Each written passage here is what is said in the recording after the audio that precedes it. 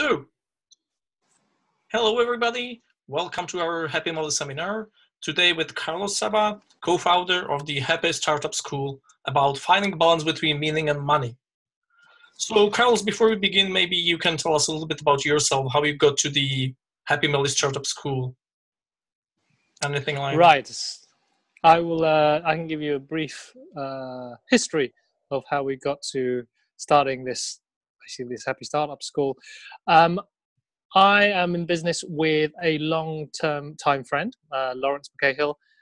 We went to school together, and we found ourselves in the same industry. It's nearly 12 years ago. We were both working for digital agencies. I was a director of an agency in London. Lawrence was a freelance designer. And we were finding the environment in which we were working wasn't really optimized for our happiness. We weren't enjoying the politics, the issues created by many people not communicating very well with each other, and also not knowing where the companies we were working for were going. So we thought we could do things better ourselves. Myself, I was my background was development and coding. Lawrence was a designer. Basically, together we kind of felt we could build just about anything that these agencies were doing themselves. But than sort of like thinking of building another big agency, it was about how could we do work the way we wanted to do it with people we liked, and also create an environment where we felt creative, felt like we were making an impact, and felt like we were at home really when we were at work. So that's when we started our agency called Spook Studio. Over the years, we started working more and more with startups. And one of the things that we found with startups and trying to build their vision and build their ideas is that when we probed a bit further as to the story behind the actual idea, which was important for us if we were going to build it, because we felt like we needed to invest into this business that we're helping them create online.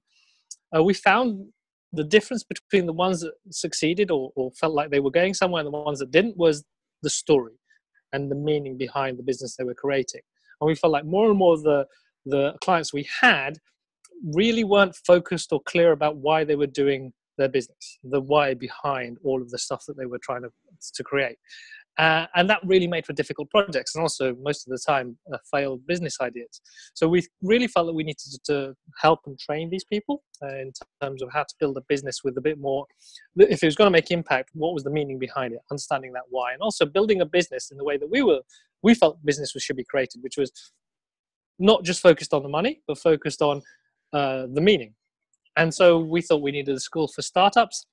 We needed the school, essentially a business school that we wish we had when we were starting out. And core to that was optimizing for happiness. And so startup school, happiness, happy startup school. And it just started off as an idea of like, how can we build businesses modeled on optimizing happiness within the organization? I think the first thing we did was put up a manifesto online. We called it our Happy Festo, and just invited people to sign up. It was an idea. We didn't know whether it was going to be successful or not. And suddenly it just got picked up. And we got hundreds of people signing up to this Happy Festo thing. And we started to do workshops and basically teaching a bit of the lean startup, kind of positive company culture, and how to like create happiness as a business model. And over time, doing more and more of these workshops, we got to the point where actually there's a lot of demand for this, but we couldn't scale our impact by doing the face-to-face workshops. And so we then moved stuff online. We started doing online courses, and through that, just growing our community. And over, I think, the first 3 months of doing the Happy Startup School, we probably made more impact and got more feedback than over 10 years running a digital agency. Excellent. That sounds really, really, really cool. So you talk a whole lot about the meaning and that you created at school or whatever. How is it with money? How do you link it? Well, I guess you were making money. It's not, and I think that is the tricky thing in terms of it's the challenge. You need to explore a bit more. So what we try and do is we talk on our homeschool and the courses that we run. We try and focus to begin with on what is the person, the entrepreneur, passionate about, and ultimately there's what do they need as a person? What are the things that drives them in terms of whether it's to create impact? Is it status? Is it connection? Is it learning? And there's various needs that we forget to tap into. We usually think about customers' needs rather than our own needs. That's one of the things that I think the foundations of actually keeping something sustainable, keeping yourself in mind when you're trying to create this business.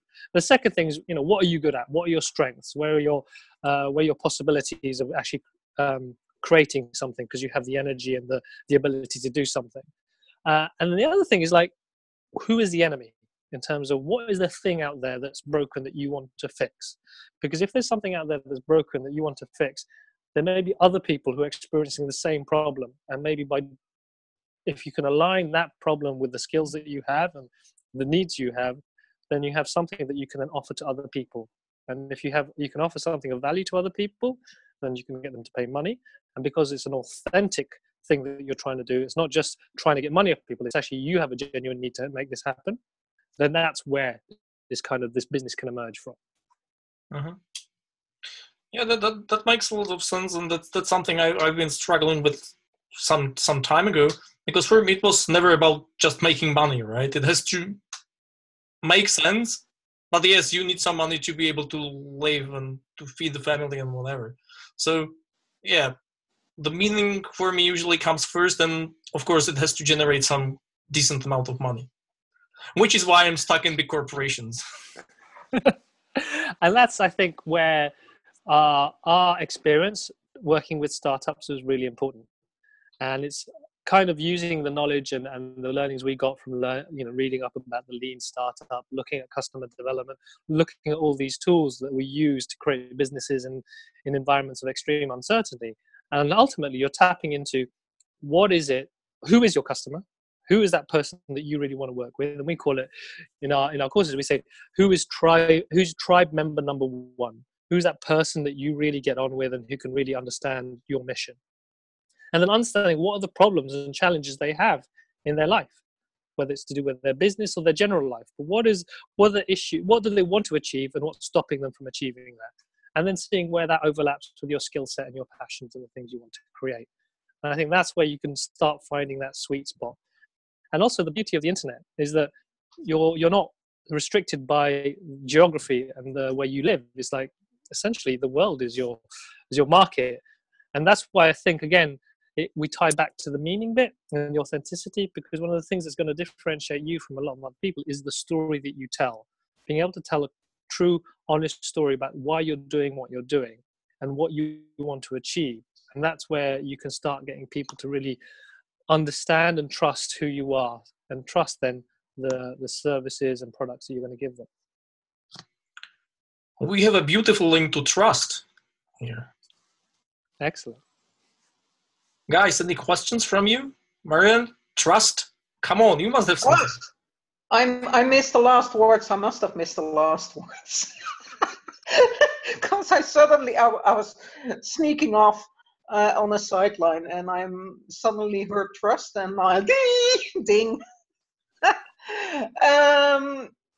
What were you saying, Carlos? I really did miss it. That's fine. I think for us, it's like any relationship, and particularly business relationships. Well, I think any relationship, in a business relationship, trust is key. If you're going to pay someone money and they're going to promise you that they're going to do something for you, then you're essentially trusting that that's going to happen. Yeah, trust is key. Trust is key in anything and everything, really. And the beauty of what you're doing is that happiness and authenticity and the bottom line, when you're really into why you're doing it, then the bottom line is something else than money. And I'm starting to believe that a lot of things that are wrong in this world are because we focus way too much on the bottom line being money.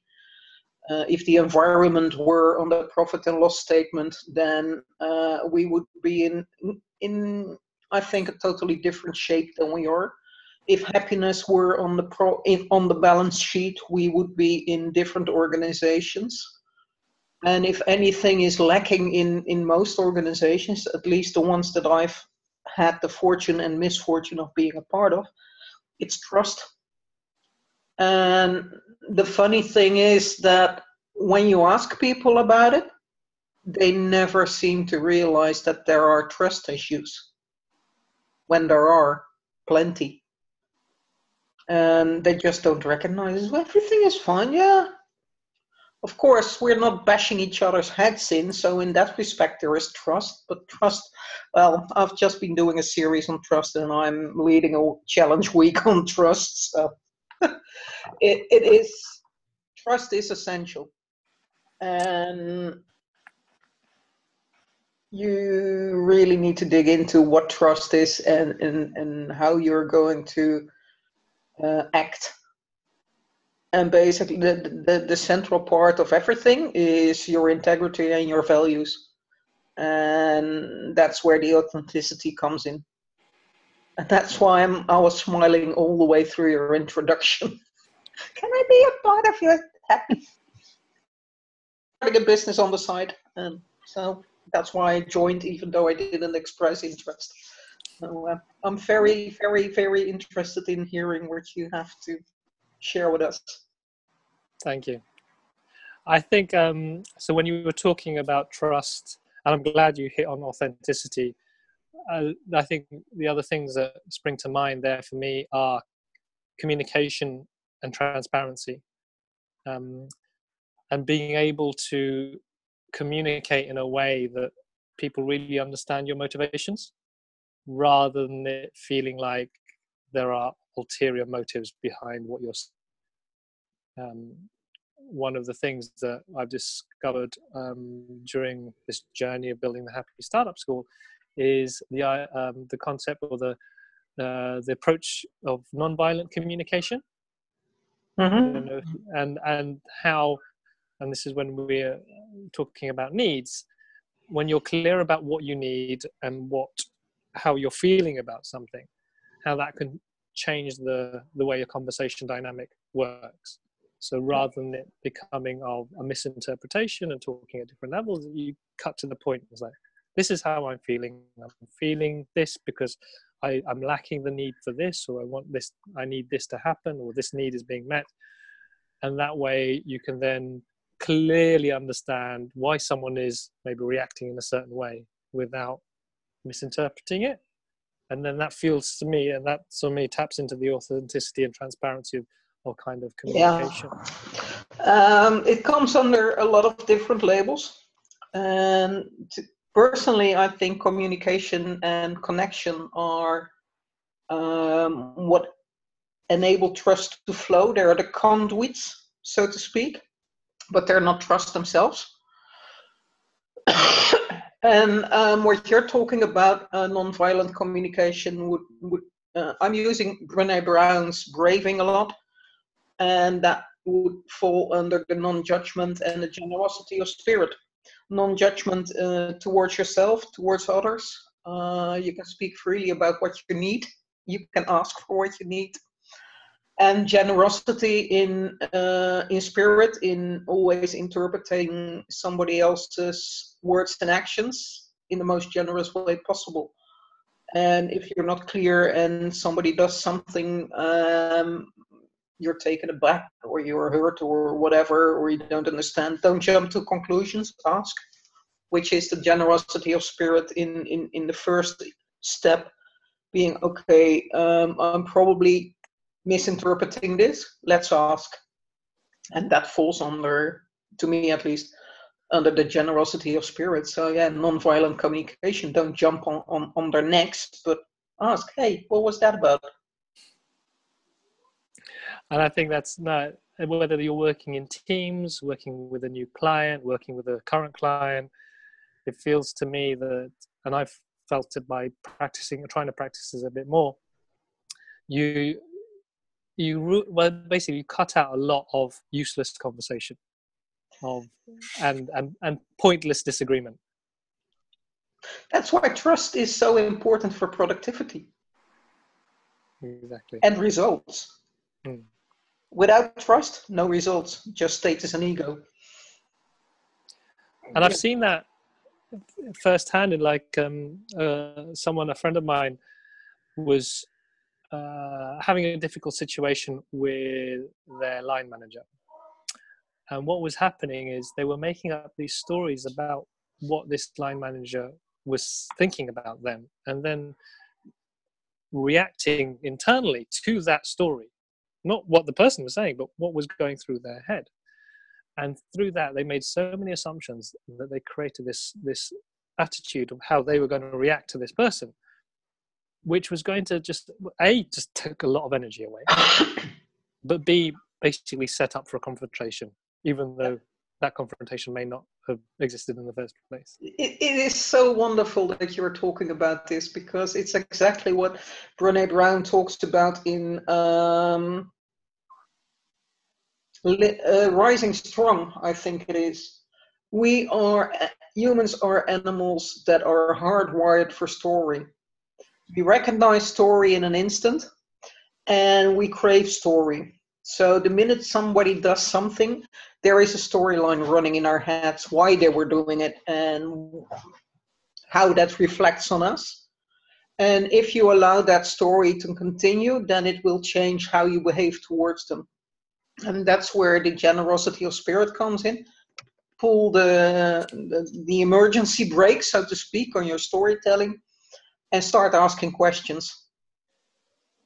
But it's what we do all the time, and especially to tie it in with the challenge week. Actually, where we go wrong is in allowing the story to continue, and the rotten part of that is that it not only strains your relationships with the people that you're telling, so erodes your self-trust because of the negative self-talk, and they must be thinking this or that, and either you're up in arms or you're getting down on yourself, and it's totally useless.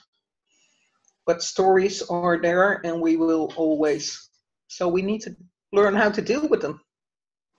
That's so true. We, as part of the Happy Startup School, we run retreats. And one of the retreats was in June. It's called Altitude. We take about 25 professionals and entrepreneurs out into the Alps, and we spend time with each other, just like peer-to-peer, sort of learning, a bit of coaching, and a bit of adventure. One of the attendees, a Dutch guy called Jeroen, he told me about this idea of this kind of triangle. And the triangle is you have feelings, thoughts, and facts. So you have a conversation that creates a feeling. Then your thoughts go into overdrive, and then you start creating these stories. But what you're missing are the facts. Yeah. And I think when you're talking about, you ask the questions, find out exactly what's going on, and then you can stop these feelings from overriding your thoughts and spinning you off into a reality that probably doesn't even exist. I like the analogy. Yeah, it's a triangle. I can deal with that. Yeah, not too many points to think about there. No, 3 is good enough for me. Raving actually is 4 too many. Yeah, there's another triangle that I learned about over that trip called the drama triangle, I think it was called. And you have basically the victim, the oppressor, and the pacifier, I think, or something like that. And there's usually there's 3 roles. Maybe there's not necessarily always 3 people, but there's 3 roles. And during the discussions that happen, these 3 roles start to interchange, where maybe the pacifier talks to the aggressor that to tell them to stop being so mean. So suddenly the pacifier becomes the aggressor becomes the victim. And it was interesting to picking out or thinking about situations where those 3 roles suddenly happen. And the idea was, if you identify that these roles are being played out, how do you stop those roles from taking over the conversation? So yeah, another way of just trying to rise above the emotion of the situation. Yeah, we need more meta. Meta? Meta, yeah, sorry. I'm a developer. I'm a coach. Okay. Still working as a developer. I need to learn to toot my own horn here. Yes, of course. But meta is just when you have subject, Mm-hmm. then meta. For example, you develop an application, and in the application, you use a database, and then the database has tables, but there is meta information in those tables about. And like, if you're more familiar with that, the XML documents, there is meta information in the tags that are not the data itself, but the data about the data. Gives it context. Yeah, and if you start working on an application that provides metadata information and generates applications, then you get into the meta of the meta. It gets complicated. Oh my God. Don't Sounds go like there. recursion hell. Yeah. Oh, you were a developer. That's true. At least you coded. But yeah, infinite recursion, Stack Overflows. Yeah. Yes, You really get your knickers in a twist. Yeah. Yeah, I think that's when we were talking earlier about the stories that turn into stories that then just turn into a whole different universe. That for me aligns with the idea of infinite recursion and Stack Overflow. No, it does. But talk about the Happy Startup School, please. I want to learn. Okay, so I can talk to you more about the things that we're trying to do and how this Happy Startup School has evolved. So like I said at the beginning, we were teaching people the principles around lean startup, but also one of the books that we were quite interested in or piqued our interest was Delivering Happiness by Tony Hsieh, the CEO of Zappos. And it was the idea of like strong company culture, how you can having a strong company culture really benefits the bottom line. And we also stole the idea of happiness as a business model from that book. But the path was, if you have if you've got a passionate founder who has very strong values and a strong idea of what he wants to create, he can then define a purpose for what he wants to do and what his organization wants to do. With a strong purpose, you align people, or you're more easily able to bring people together. That creates a close connection between these people. And we interpret that as starts to build a strong company culture, people who are engaged in their work. And when people are engaged with their work, they do better work. And so they serve their customers better. Customers who are served better are returning customers, spend more money, better bottom line. So going from this either passion to profits kind of path, for us is like the model of how do you use happiness as your business model. And so we wanted to talk to more and more, rather than, you have large organizations who are trying to do some kind of digital transformation and culture shift within their companies to bring more creativity and innovation and connection within these companies. That's, as from my experience of seeing this happen or people trying to do it, it's like turning an oil tanker, particularly large companies with lots and lots of history. It takes a long time. So for us, it's like oil tanker. I'm a merchant marine. Okay. I'm a merchant marine. Don't worry, it's more like a Titanic. Synchronistic. This is weird. Go on. Sorry for interrupting. That's okay. So yes, so we're touching on trust and oil tankers here. Yes. So we couldn't help shift the oil tanker, and if we tried, you'd probably take decades trying to do that. So what we wanted to do was our expertise and knowledge was with startups. So we wanted to catch those guys early and say, all right, yes, you need to make money, but also try and figure out if you want to keep this business sustainable, what is it in it for you other than making loads of money? Because you don't want to be trapped in the business being miserable just because it's financially successful. And we've met too many people who are essentially trapped in successful businesses. So how do you keep an eye on what you want out of the business? If you want to scale, fine, but accept what scale means in terms of what you end up doing within this organization. So we decided to put this program together for, over a couple of years of doing these workshops, talking to so many different founders. Right, we've got a clear idea of how we can actually start people on the right footing. So we started our online program.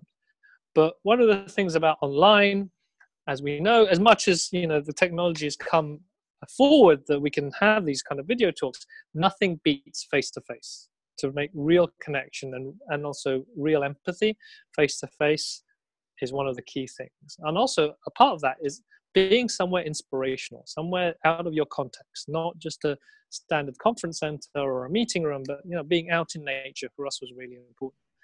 And we'd been to a conference called the Do Lectures, which was for us kind of a benchmark of how events and conferences could work. This was out in the countryside. You slept in tents. You had talks in a teepee. And we thought, this is the way to run a conference. For us, that was like totally different to all the events that we'd been to in the past. And by being in nature and also setting the tone or hosting it in such a way that there's no differentiation between speakers and attendees. Speakers are there because they have something to share, but they mix with the attendees. There's no hierarchy there. And they probably learn as much from talking to the attendees as they do sharing their knowledge. So how could we create an event like that? And that's the event that we wish we could have gone to.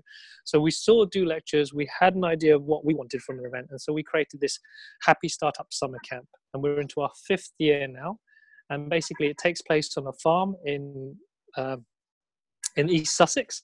We have 150 people there. We have talks in a barn. We have people sleeping in tents. We do workshops. A couple of years ago, we had workshops around Lego, a serious play. We'll be doing another Lego workshop this year.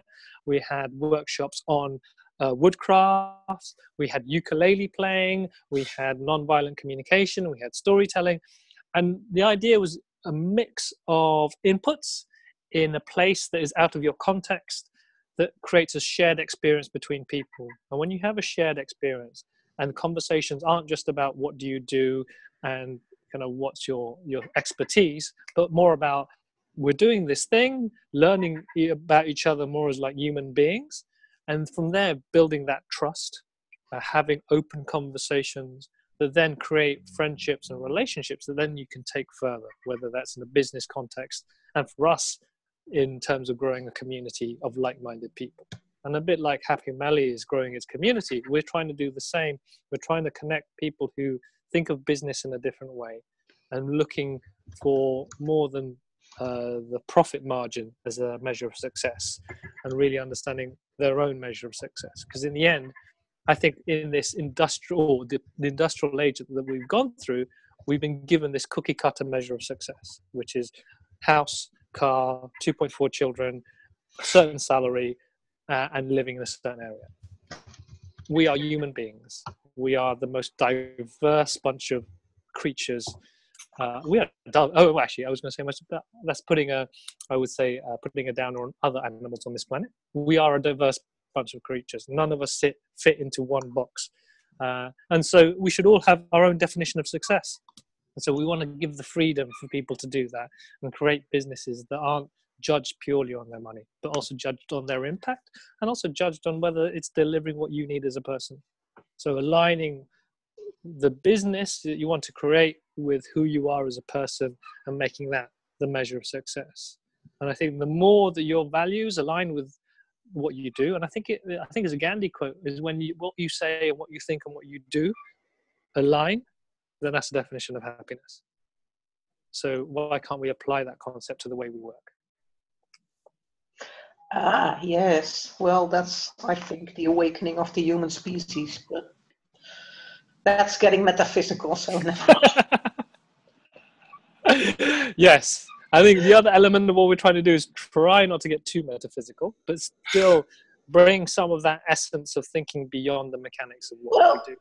One of the things, and sorry if I'm interrupting your flow again, but that's okay. One of the things that I've been contemplating, and Duff, don't steal this for your book, is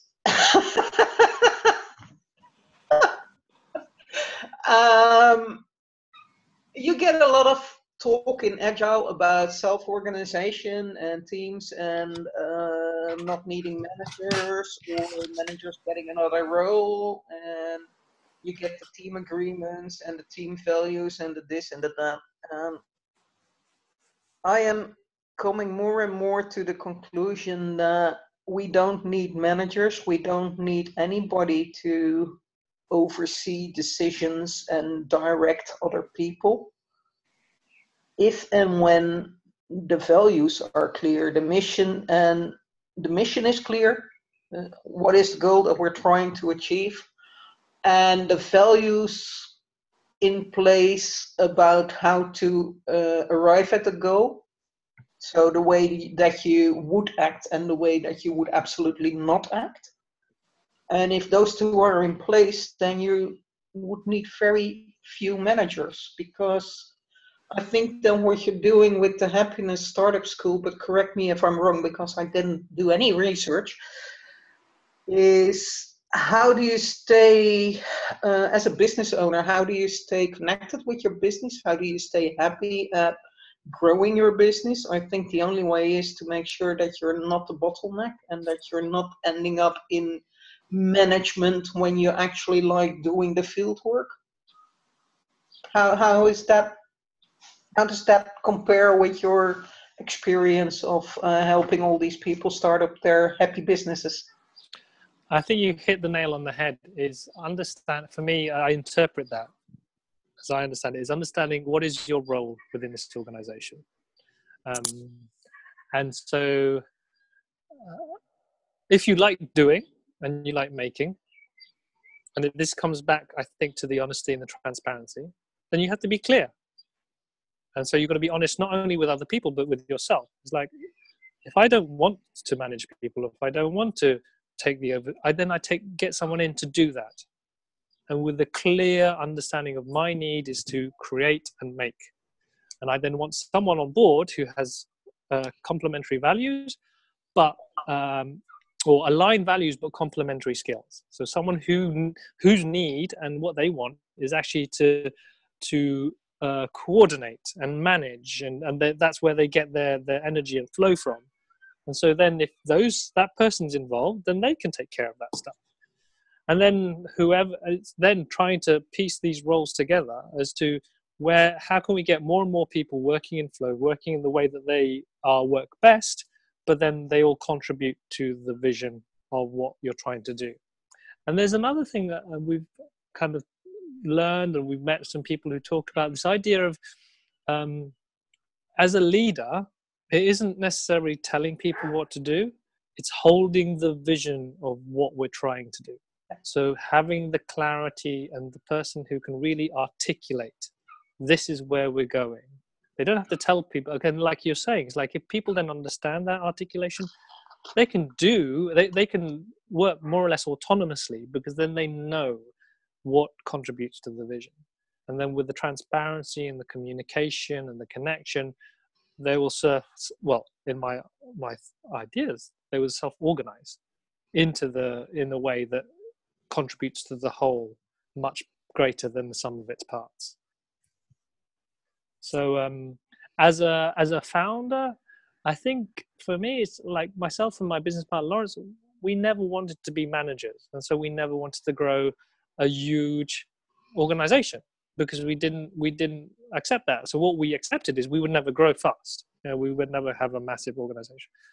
But we then could focus on the stuff that we really did enjoy doing, and we saw that we will grow this community slowly over time, and bring people on board who believe in the way we want to work.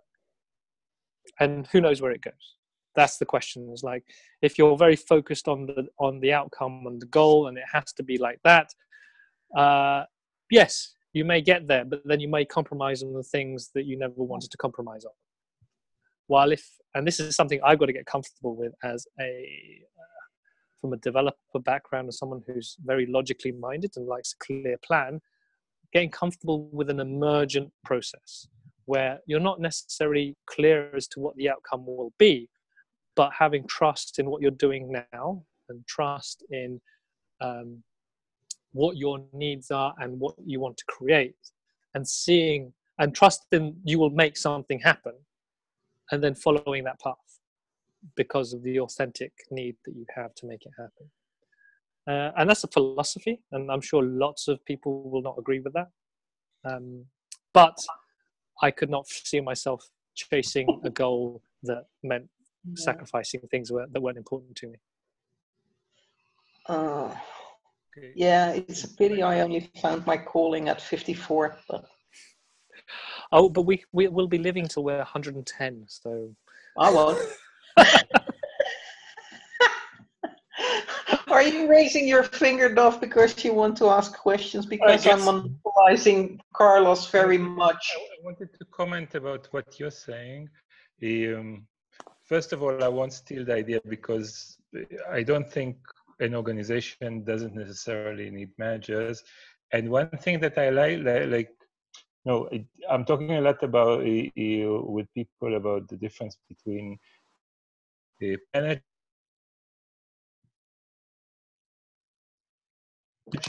is in fact a vision owner. Like the new role of a manager is a vision owner, meaning anyone can have a vision, just like anyone can make decisions about the product, but to be a focal point about the vision of the company, you have a role which is someone who's minded more about the vision than other people who are minded more about execution or minded more about other stuff in the company. And again, it's nice that they intervene, just like the delegation poker. But there is one person whose main business is to see what is the focus of the company, what is our vision. So thank you for this. At least that's what I got. I think I understand that to be that, and this is something that I've just learned from others. To be honest, there's a guy called Tom Nixon who does work, who was part of our community and does work around how organizations should work, and how actually most of the time someone has the seed for an initiative. And they are the ones they're the clear idea of what that initiative should be. And what they do is they recruit other people who have their own seeds and visions, but they complement this person's initial need. And if you have that person who's very clearly focused on that, then they don't necessarily need to manage, but they just need to be able to communicate clearly what's going on with where they want to take things, and then make sure that the people who get involved are able to contribute in a way that also satisfies their needs and the visions they have, their personal visions and goals. And it's less, I think, dictatorial. Well, probably more complicated, but I think getting less complicated in the modern world. And I think when we were restricted by, again, geography and modes of communication with who we could recruit to be part of our organizations, there was a kind of a limited set. So maybe you had to tell people just to follow you. But now in this world where we can actually talk across the world, share our story with anyone, and actually connect with people very, very quickly, we can then have the right people involved within our organizations and work with them remotely, and not necessarily have them in the same place, and build things together and create a vision. I look at the open source community as a very amazing example of how that works, where you can create amazing products with people who may probably never see each other, but believe in the same thing. I don't know if that kind of aligns with what you're trying to say. I don't know exactly what I'm trying to say, because it's almost 12:30 a.m. here. But yeah, I think what I heard from you is this idea of manager or leader. In my case, when I'm thinking of manager, I'm thinking more of leader, and then being the vision, holding the vision, rather than telling people what to do. Yeah. In fact, again, rebounding from what Marjan said, I had a talk today with a developer, and I told him that I think if the people in the team had more connection with the contribution that they make to the life of someone outside, it's a big company, they would be more happy doing what they're doing. They would be more motivated. Their product will be better.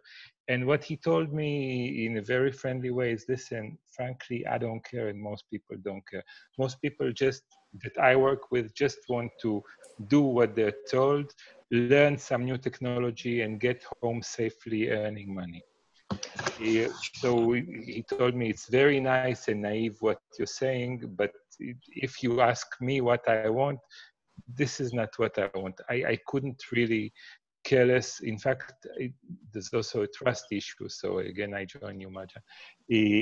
I think that if I would have had the chance to talk to real people who use the product, my managers will use this to make me work more.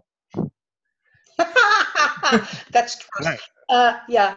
No. So wait. And the token of speech. It's So also. what I'm saying is, I think the developers are the owners of the product development. It's very nice if they also interest in how the product works or what's the vision of the company. It's not their main focus. If they want to make it their main focus, they will probably move in this cloud, democratic cloud. Why not? Into a different position. So that they like the when they will start making more decisions, which will probably come with making less decisions on the code, because you can't make decisions on everything. You have a limited capacity to work on all dimensions. Depends what's the size of the company. Okay, I'll give yes. Since you, I just want to respond to your story and the story of that single developer. For one, his statement that he couldn't care less is a statement of disengagement. mm-hmm. He is already disengaged, so he doesn't care. But if you were to put him in a situation where he would see the impact of what he does and be in communication with the customers that are actually using the product, he'd change.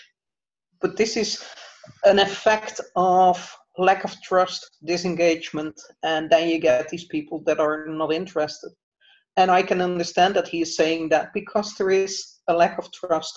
So don't believe him, and at the same time do believe him, because he is talking from where he is at the moment. And he just can't see, or he doesn't want to get engaged again because he will be disappointed again.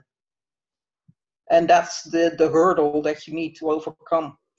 If it were possible to take this organization to a more meaningful, is that 5 minutes? Oh. 3 minutes, yes. Yeah, Carlos, So you need to leave what soon. I propose, let's take this conversation offline in your next. Now I want to hear more from Carlos in the last 2 minutes. Yes. So, Carlos, you have last 2 minutes. Yeah. Go. Yeah.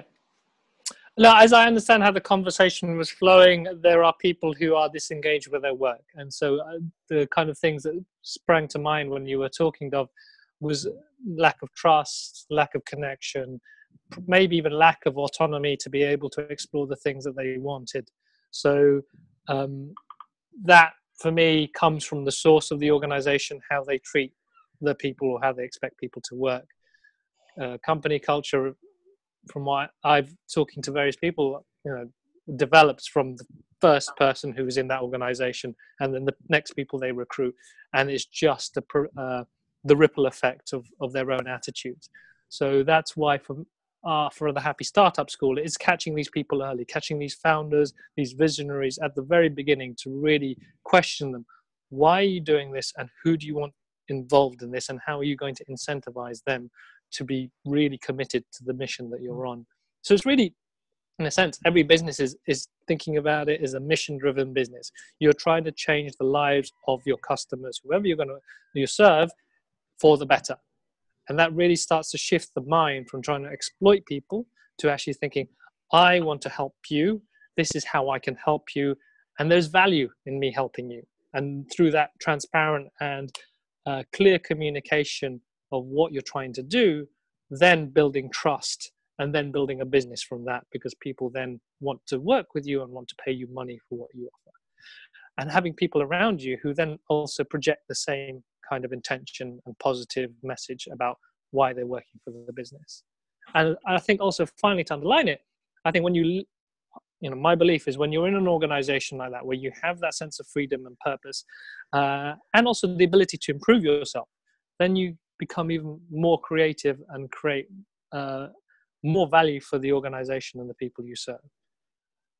And that's where I believe the happiness as a business model can really kick into effect. Yeah, but since I didn't join from the beginning, the one caveat, I don't know how you say the one Caveat. bemol, of this is this doesn't apply to tankers. So right? Actually, let's it say So the doesn't oil apply to tankers. tankers. Let's catch them when they're small, because when they're big, it's hopeless. But I wouldn't say it's hopeless. It's going to take a long time. Like with any tanker, Exactly. it's just turning The thing very is, slowly. with tankers, and yes, this is my expertise, sort of, 30 years ago. With tankers, you have to think ahead, you have to plan ahead. And if you think that you can turn a tanker around like that, you're going to run aground. So you really have to, but tankers, if you look at the size of a tanker and you look at the size of its rudder, the rudder in comparison to other ships is large, but in comparison to the tanker, it's tiny. Yet that little rudder turns it around. So it's a matter of applying force, small forces, but for a very long time. And that's where with big organizations, you have to have a lot of patience. You have to be in there for the long term. And personally, I've decided that I don't have the stamina or the energy to turn a big organization around. So I'm getting out, but it's taking a while. Good for you. Carlos, you need to run, I guess. Yes, I'm sorry. I need to take my son to his Cub Scout meeting. Oh, sure. That's tremendously important. Yes. Thank you very much for the conversation. Marianne, Dov, thank you very much for joining. Thank you very much. It was Thank super you. useful. Thank you very much. See you next time, maybe. Bye. Oh, hopefully. Take care. See you Bye. on Slack. Bye-bye. Good night. Good night. Sleep Good well. night. Good night. Thank you. Dov. I'll try. Bye bye.